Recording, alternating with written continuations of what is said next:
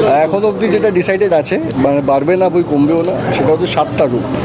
ঠিক আছে, এবং মানে বুঝতে পারছো 7টা রূপ, এবং প্রত্যেকটা ক্ষেত্রেই কিন্তু আমার যেমন অ্যাক্টিং করার challenge, at the same time Somnath কাকুর মানে সোমনাথ দা যিনি আমাদের প্রধান মেকআপ করছেন, এটা ওনার ক্ষেত্রে বড় চ্যালেঞ্জ। এবং এটা সত্যি আমরা চ্যালেঞ্জ নিয়েছি একে অপরের ক্ষেত্রে, যে উনি যে লুকটা আমাকে এনে দেবেন সেটাকে জাস্টিফাই করার দায়িত্ব আমার। এবং সেই ক্ষেত্রে বুঝতেই পারছো কতটা টাফ। এবং এমন নয় যে শুধুমাত্র চেঞ্জ হয়ে যাচ্ছে ক্যাজুয়াল মুডে, প্রত্যেকটা সিন বলতে পারি, কেন আমি স্ক্রিপ্টটা পড়েছি দুবার ধরে, প্রত্যেকটা শট কিন্তু খুব ইন্টেন্স হতে চলেছে। তাই কাজেই মানে সেই সময়টা যে কী যাবে আমরা বুঝতে পারছি।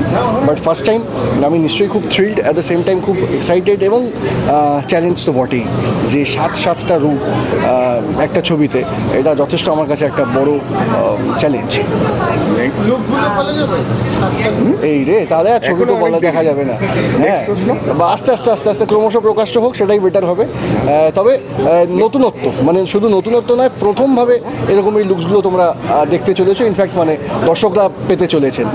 আমি ধরো শিল্পী হিসাবে ইন্ডাস্ট্রিতে এত বছর ধরে কাজ করছি, সেখানে এরকমভাবে এরকম একটা চরিত্র, এরকম গল্প কিন্তু পাইনি। তো সুতরাং বুঝতেই পারছো যে সবাই মিলে আমরা এন্টায়ার টিমে প্রত্যেকে খুব থ্রিল্ড হয়ে আছি, অ্যান্ড চ্যালেঞ্জ এই কাজটা প্রত্যেকের কাছে।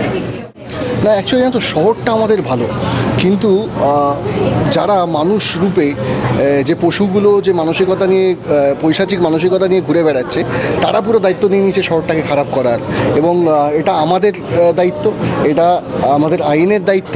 এবং আইনের মধ্যেও আমার মনে হয় যে কোথাও নতুন করে এমন কিছু ধারা আনা উচিত, যেখানে এই যে মানে পৈশাচিক মানসিকতা নিয়ে যে মানুষগুলো, যে জানোয়ারগুলো ঘুরে বেড়াচ্ছে, তাদেরকে কঠিন থেকে কঠিন, কঠোর থেকে কঠোরতম শাস্তি দেওয়া উচিত, যাতে আগামী দিনে অন্য কেউ এরকম একটা হিনিয়াস ক্রাইম করার জন্য 10 বার ভাবে, এবং সেটা যেন একটা ফুল স্টপ হয়। তো সুতরাং সেই ক্ষেত্রে আমার অনুরোধ রইল, এমন কিছু আইনে ধারা যোগ করা হোক, যাতে এরকম ক্রাইম যাতে শুধু আমার কলকাতায় নয়, আমার পৃথিবীতে যেন না ঘটে।